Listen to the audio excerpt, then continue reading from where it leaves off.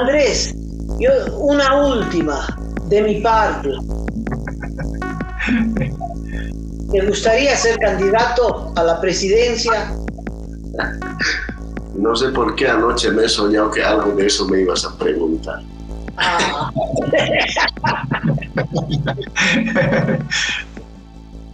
Mira, no voy a negar que hay bastantes personas que me han estado hablando, sí, diciendo, ¿no? que entre a la política, ya, que entre a la política.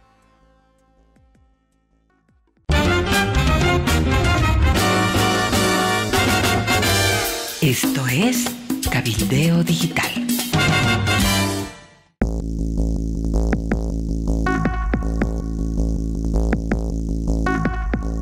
Bienvenido, Andrés. Queríamos comentar, analizar contigo todas estas movidas políticas que han habido en las últimas horas en los oficialismos, en el levismo, en el arcismo después de la marcha de los 7 días, pero también en las oposiciones, Andrés. Al menos hay ya firmadas 2 alianzas, Juan del Granado y Vicente Cuéllar por un lado, Rubén Costas y el alcalde Iván Arias por otro lado, pero también reuniones de precandidatos en Trinidad. Hay mucho movimiento ya en un año preelectoral. Bueno, Cacho, Amalia, muchas gracias por la entrevista. A ver, comenzaremos por el último episodio que terminó justamente hace una semana y vamos a evaluarlo en función del objetivo que se trazó esa marcha. Según los anuncios que han hecho los propios actores, ¿no?, de esa marcha, de la marcha que la han denominado por salvar Bolivia, cuando en realidad era para salvar la candidatura de Morales, el objetivo era tumbar a su propio gobierno, lo han anunciado, ¿no? Y que la sucesión constitucional llegue hasta Andrónico Rodríguez. No han logrado ese objetivo.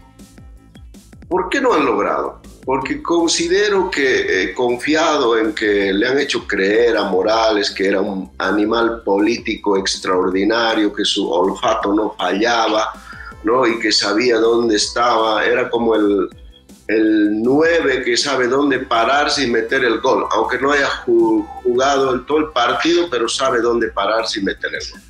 Pero en esta ocasión, pues, no le fue bien, porque consideraba él, creo, que calculó que el descontento que hay en la sociedad por la crisis económica, por el naufragio moral, ¿no?, la crisis económica y sus consecuencias, la falta de dólares, la escasez de diésel, ¿no?, que estamos a punto de quedarnos sin energía, y todo ese descontento social que hay contra el gobierno de Arce, pensó que se le iban a unir, ¿no? Se iba a capitalizar toda esa movilización, ese descontento, y se iba a convertir en una gigantesca marcha que iba a terminar con el mandato de Arce, pero no fue así. No fue así. Yo hacía un paralelismo, Amalia mencionaba justo una situación de ese tipo. Mussolini pues aprovechó ese descontento de los italianos para marchar sobre Roma, pero logró su objetivo. En este caso, Morales no logró su objetivo, y lo que quedó demostrado es que, bueno, Morales no tiene la suficiente energía ni la fuerza social como para tumbar a su propio gobierno, y yo creo que ni siquiera para imponer su candidatura. Pero también se vio... Andrés, ¿no crees que hubo una intervención de los amos del MAS, de los cubanos, de los venezolanos, diciendo pare, no me tumbe al gobierno, no puedes tumbar un gobierno del MAS siendo del MAS, en fin, y que todo el mundo, ahí Lula y otros, están buscando la reconciliación, o por lo menos que el enfrentamiento no sea tan brutal? Es posible, ¿no? Es posible por el último detalle que reveló recientemente el exministro Lima, ¿no?, que ese vehículo que usó Morales durante la marcha, porque es un extraño marchista que marcha en su vehículo, ¿no? Más de 200 kilómetros, no, nada que ver. Entonces, es muy probable que haya habido eso, Amalia. Sin embargo, hay algunos puntos que nos hace pensar que quizá no. Es decir, el ataque entre evistas y arcistas continúa, ¿no? Y no hay que olvidar que las palabras se convierten en piedras, ¿no? Pues las palabras, uno es esclavo de sus palabras, uno puede olvidar algún hecho, digamos, pero no las palabras que causan las heridas, no solamente en el cuerpo, sino en el alma. Y esas heridas causadas en el alma, pues son, por ejemplo, en el alma de Morales, si es que tiene, ¿no? Es el tema de que le hayan llamado narcotraficante, ¿no? Eso es gravísimo, ¿ya? Porque eso es lo que le han dicho, le ha financiado el narcotráfico, esa marcha, porque esa revelación de Eduardo del Castillo, el ministro de Gobierno, iba dirigida. Además, toda la artillería verbal que ha recibido, yo creo que ha golpeado mucho el alma de Morales. Y Morales, por su parte, obviamente ha clavado unas heridas en Arce al mencionar, por ejemplo, al involucrar en esta pelea a sus hijos. Exacto. Somos padres, madres, Amalia, y un padre dice a veces, prefiero que me lo hagan a mí, pero no a mi hijo, ¿no? Tenemos esa actitud. Yo creo que esas son heridas en el alma que en política también pesan, ¿no? Pesan mucho a la hora de asumir decisiones. Sí. Yo creo que los cubanos no están pudiendo reconciliar a nadie, que la guerra es brutal, que no es un show, mucha gente cree que es un show, en fin. Ahora, Andrés, ¿cómo piensas que esto se puede resolver? Yo dije tomé una posición sumamente polémica. Dije, mira, si Evo Morales va a incendiar el país, otra vez va a volver a los bloqueos para habilitar su candidatura, yo estoy a favor de que habilite la candidatura. Porque a Evo Morales no hay que derrotarlo con una decisión administrativa, sino con una batalla política, con el voto. Hay que destruirlo con el voto popular. Alguien sacó unos comentarios diciendo Amalia Pando está a favor de Evo Morales. Bueno, no estoy a favor de Evo Morales. Quiero acabar con el liderazgo de Evo Morales a través de una derrota política, una derrota electoral. Ahora, ¿qué tal que me equivoque y gane Evo Morales y se quede para siempre? También un riesgo. Mira, Amalia, creo que en el área rural, Morales genera lo que se llama el buen recuerdo, ¿no? Y también en algunos grupos sociales del área urbana. Ese buen recuerdo es cuando yo estaba en el gobierno, había dólares, no había crisis, llovía la plata. Lo que significa que si volviese yo al gobierno, vamos a volver a esa bonanza, cosa que es falso. Pues si vuelve, vamos a estar peores, porque se va a mantener el modelo económico, ¿no? Sin embargo, las últimas encuestas que he visto le dan una intención de voto del 12%, ¿no? Y la popularidad de Arce cayó al 20%, es decir, que de cada 10, 8 no califican bien su gestión. Ambos sumarían como un 30%, un 20%, si es que irían juntos, o diré divididos o juntos a las elecciones del 2025. Lo curioso, Amalia, es que la oposición, es que esa gente que está descontenta con el MAS, tanto con Evo y con Arce, no va automáticamente a la oposición, no ve a la oposición como la alternativa, ¿no? Eso es lo que llama la atención. Está ahí como que esperando y flotando, diciendo, bueno, de estos ya nos hemos cansado, ahora queremos otra opción, pero no aparece la opción. Incluso al interior del MAS, yo creo que hay una tercera opción, ¿no? Tercera vía, como quieran llamarlo, que no quieren ni a Arce ni a Evo. Ya, quieren otro candidato y puede que por ahí venga la unión, que se reunifiquen y que al resto los excluyan. Pero esa opción es política, pero hay una opción electoral también. No quieren ni a Arce, ni a Evo, ni a ningún otro masista en el área rural. Ha empezado a surgir esa opción, pero tampoco quieren a la derecha, como llaman, ¿no? En los términos de... Entonces, en este momento hay un voto atomizado, disperso, que considero en algún momento pues confluirá en favor de algún candidato. Dependerá mucho de las propuestas, el mensaje, la campaña y de las circunstancias que puedan pasar en estos meses que vienen. Cacho. Sí, Andrés, esta tercera vía que mencionas, ¿tiene nombre y apellido? ¿Es Andrónico Rodríguez? Dentro de la opción del MAS, en los términos políticos, sí.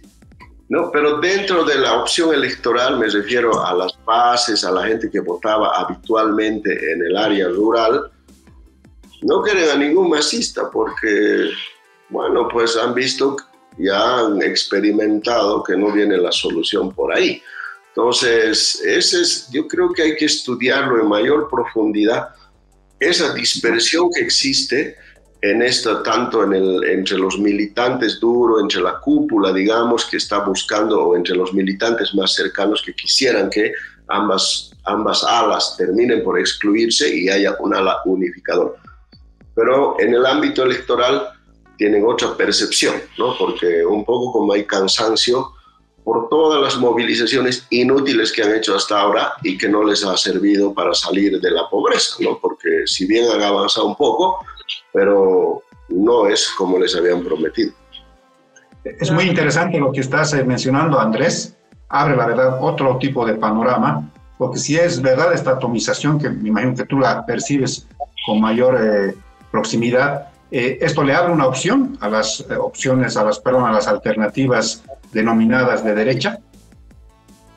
Bueno, en el voto urbano, ya clase media, media baja, media alta, yo creo que es la oportunidad, en la primera vez que en 18 años, que la oposición tiene serias posibilidades de ganar. Y voy a fundamentar. Primero, desde 2005, si revisamos todos los resultados electorales, hay un 30, 32%, un 27% que nunca votó por el MAS. Nunca. Ese 30, 20 no va a volver a votar por el MAS. Imposible ahora, menos todavía. Pero sí hay un 40% que votó un tiempo, de ese 40%, una parte votó por Mesa, por ejemplo, el 2019, cuando llegó a un 30 y algo por ciento. Pero después de haber visto el gobierno de Yanine Áñez, volvió a votar por el MAS. Ese 40% es que no sabe a qué lado va a ir ahora. Bueno, no es que no sabe, ya tiene su opción, es decir, no va a votar por el MAS, no quiere, tendría que pasar un milagro. Pero tampoco le convencen los candidatos que ahora están por una sencilla razón. Bueno, son los mismos, vienen del siglo pasado, ¿no? Lo que ya conocemos, ¿ya? Entonces, si esa opción se decide, como yo pienso, por alguna de las candidaturas, obviamente va a perder el MAS. Y el MAS está muy desunificado en sus bases.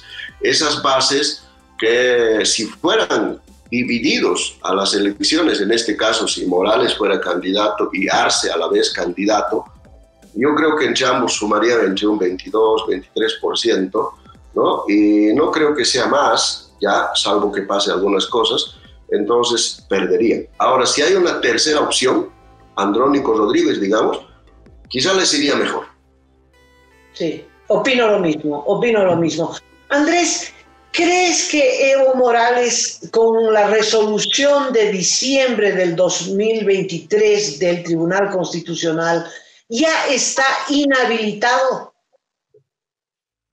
Bueno, esa sentencia es muy curiosa, ¿no, Amalia? Es muy curiosa porque no anula la sentencia del 2017, pues ya no la menciona siquiera. Además, constitucionalmente, ese es mi criterio, el artículo 168 solo prohíbe la reelección indefinida continua, pero no prohíbe la reelección indefinida discontinua, ¿no? Y la consulta que le hicieron, que Colombia hizo a la Corte Interamericana de Derechos Humanos, fue sobre la reelección indefinida continua. Por eso es que están conscientes de eso y por eso es que Lima, antes de irse, quería aniquilarlo en las urnas, ¿no? Y por eso quería que haya un referendo. y no tuvo éxito, ¿no? Porque redactó mal las preguntas. Sí. Sí, ahí hay una ambigüedad, hay un vacío, y como dicen, lo que no prohíbe la Constitución lo permite. El espíritu de la Constitución obviamente está en contra de la reelección más allá de 2 gestiones, pero no lo dice explícitamente. Ahí deja un vacío por el que Evo Morales puede meterse, salvo que haya una decisión política. Y esa decisión política puede ser dinamita, puede ser explosiva, ¿no?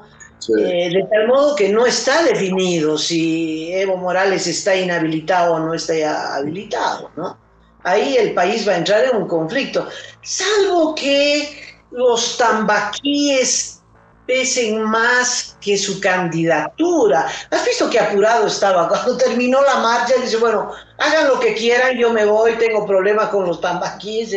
Los tambaquíes no son como los gatos o los perros que uno los tiene que ir a ver y dar comidita, a ver.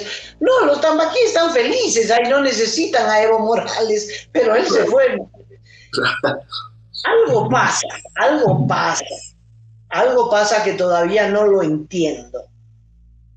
Bueno, sobre ese tema, Amalia, yo considero que, a ver, una hipótesis, ¿no? Es que de verdad que él esperaba unas 50.000 personas, 100.000 bajando del alto, con él a la cabeza, ¿no?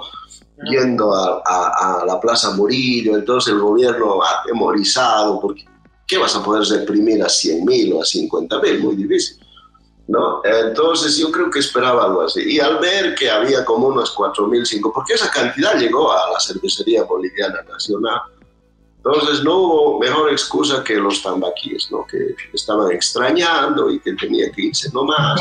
Entonces, porque yo creo que pasó algo de eso, ¿ya? Y además, claro, mucha gente ya había percibido, dije, ¿cómo?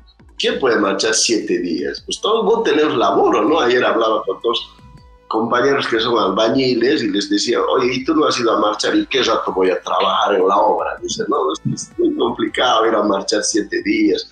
Entonces yo creo que más bien para no aparecer como un vago, ¿no? Ha dicho, bueno, tengo trabajo. Y ojalá que pesara eso, ¿no? Pero no creo, él está enceguecido, está decidido a ser candidato, ¿no? Y yo creo que le va a pelear hasta lo último. Porque ya lo hubiesen convencido sus aliados cubanos y venezolanos. Hasta ahora no lo convencen. Ahora, si esa eventualidad, Cacho, disculpa, la última que pregunto, te prometo. Si esa eventualidad ocurre, es decir, si Evo Morales se habilita, yo creo que no tenemos que asustarnos, hay que dar la batalla. Esa me parece que es la batalla, porque es la forma de derrotar políticamente a Evo Morales, ¿no? La presencia de Evo Morales en la papeleta electoral va a obligar a la oposición, vieja, añeja, lo que fuera, a unirse por lo menos en los candidatos que están punteando en las encuestas, o si hay una primaria abierta, lo que fuera, va a obligar a unificarse ante la eventualidad de un triunfo de Evo Morales, que si gana no se irá nunca más. No sé si coincides en eso. Evo Morales quiere volver para declararse Mussolini, para declararse Maduro, para declararse el gobernante eterno. Entonces es un peligro terrible para el país, para la democracia y para la vida cotidiana de todos los bolivianos. Creo que esa será la batalla de las batallas. Si Morales logra su propósito de ser candidato, yo creo que no va a votar por él Luis Arce y sus hijos, no van a votar por él, ¿no? Van a preferir votar por la oposición, incluso Lima, ¿no? Porque yo creo que lo que más miedo tienen es que vuelva al poder, porque ahí no se va a dejar en paz, ¿no? Ni a Eduardo del Castillo, nadie. Entonces yo creo que una parte del MAS, si es que va Evo Morales, no va a votar por él. ¿Ya? Si fuera el único candidato, incluso va a preferir votar, salvo que el instinto de sobrevivencia se los imponga y puedan triunfar. Pero dudo mucho que sea así, dudo mucho que sea así. Si fuera candidato, además, se va a producir un poco, se va a completar lo que pasó en 2019. El 2019, una movilización popular en términos de los masistas, el pueblo echó a patadas a Morales, eso fue, ¿no? Lo echó, porque quiso convertirse en un tirano, en dictador, lo echó a patadas. Esta vez yo creo que lo puede echar por las urnas, ¿no? Y ya, para decirle, bueno, adiós, vaya ahora sí a vivir con sus tambaquíes y ahí se acabó su vida política, aunque en estos términos no siempre sería, ¿no? Pero creo que así como estamos en este momento, Amalia, Cacho, en las condiciones que nos encontramos, creo que no va a ganar Morales, salvo que haya un gran cambio en estos días. Qué interesante, Andrés, la verdad que tu lectura es muy, muy importante, porque claro, ahí está al frente en este momento la nada, o sea, no hay una figura que de alguna manera descolle en las oposiciones. Tenemos, por ejemplo, a Manfred Reyes Villa, que ya ha iniciado la recolección de adhesiones, parece que él quiere ir, suceda lo que suceda con el resto, parece que él quiere presentarse nuevamente como candidato a la presidencia del país. Del otro lado están haciendo estos escarceos, haciendo alianzas, viendo cómo se va moviendo el panorama electoral. En ese marco, Andrés, ¿cuál tú crees que puede ser el perfil ganador, triunfador de un representante de las oposiciones, sabiendo que, por ejemplo, Manfred Reyes Villa va a buscar su propio camino?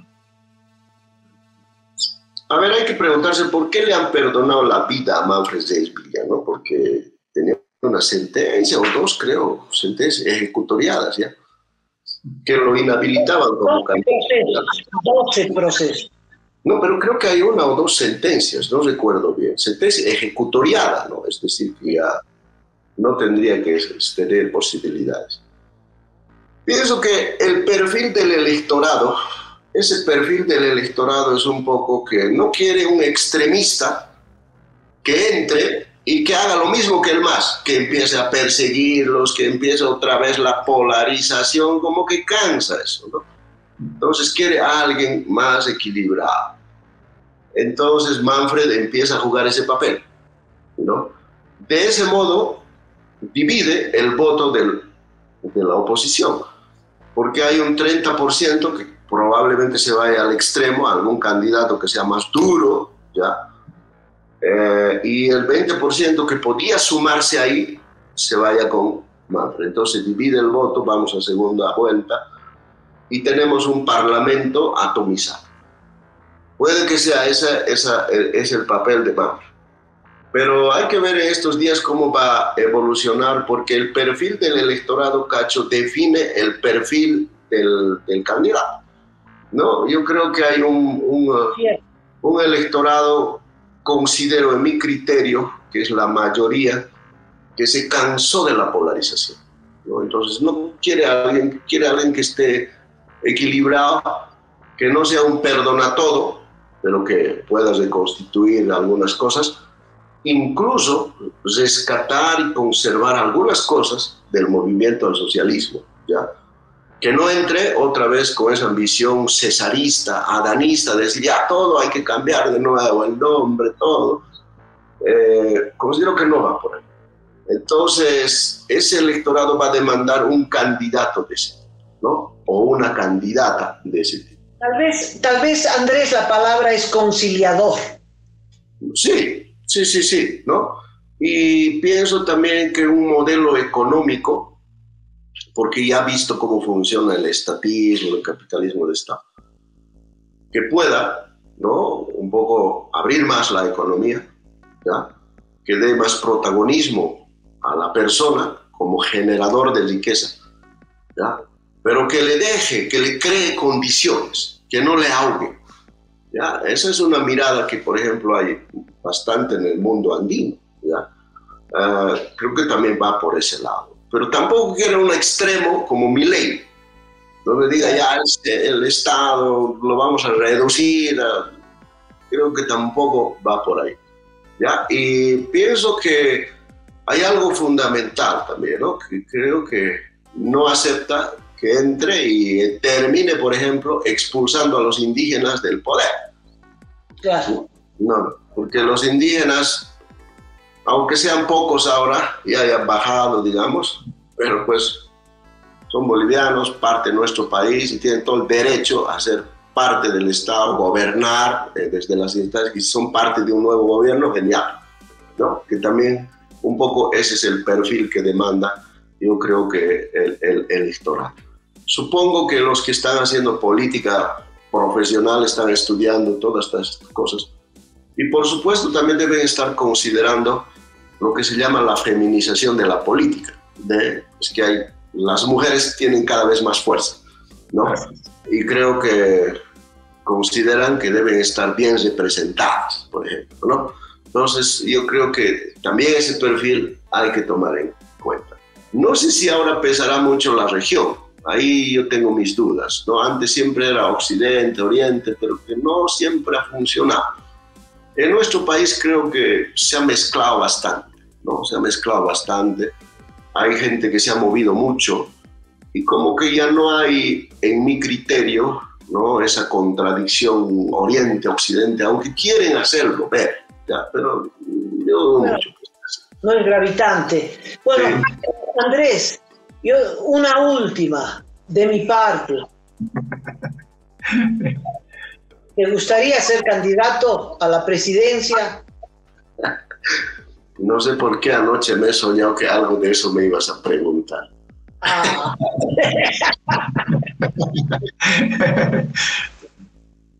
Mira, no voy a negar que hay bastantes personas que me han estado hablando, sí, diciendo, ¿no? que entre a la política, ya, que entre a la política.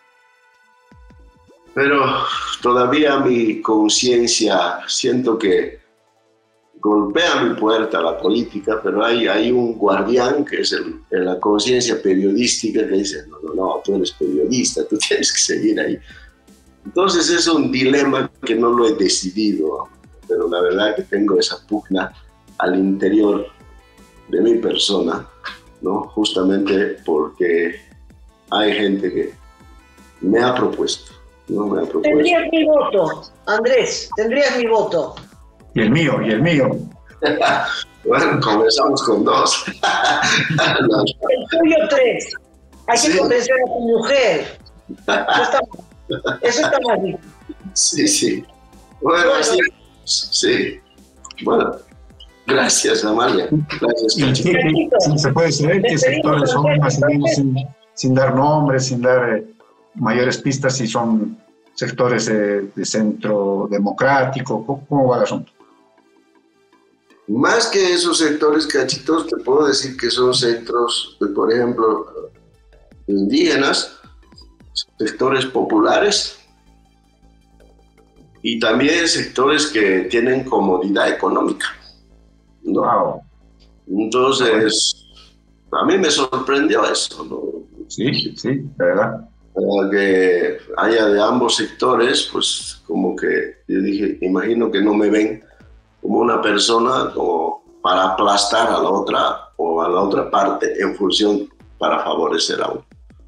Sí ha venido propuestas de ese tipo. Por eso, como te digo ahorita, tengo ese dilema y en algún momento lo resolveré. No hay que descartar nada a estas alturas de la vida. Andrés, un abrazo grande, mucho éxito y te esperamos muy pronto. Muchas gracias, Amalia, gracias, Cachito, hasta luego. Muchas gracias. Cuídate, por favor, que tengas una muy buena semana. Gracias, chao.